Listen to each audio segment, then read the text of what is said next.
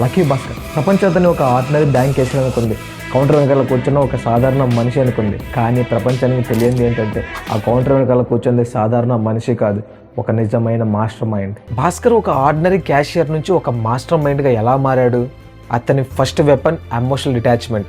మనల్ని చిన్నప్పటి నుంచి మిడిల్ క్లాస్లో ఎలా పెంచారు? మనుషులతో న్యాయంగా ఉండాలి, ప్రేమగా ఉండాలి అని. కానీ ఒక్కసారి రియల్ వరల్డ్లోకి అడుగు పెట్టిన తర్వాతే అర్థమవుతుంది ఈ ప్రపంచం ఒక యుద్ధ రంగం అని.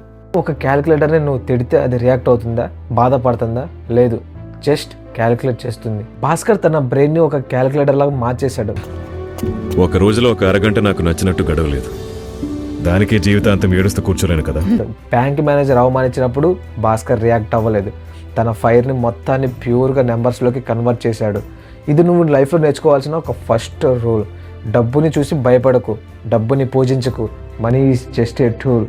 అది ఒక యుద్ధ ఆయుధం మాత్రమే.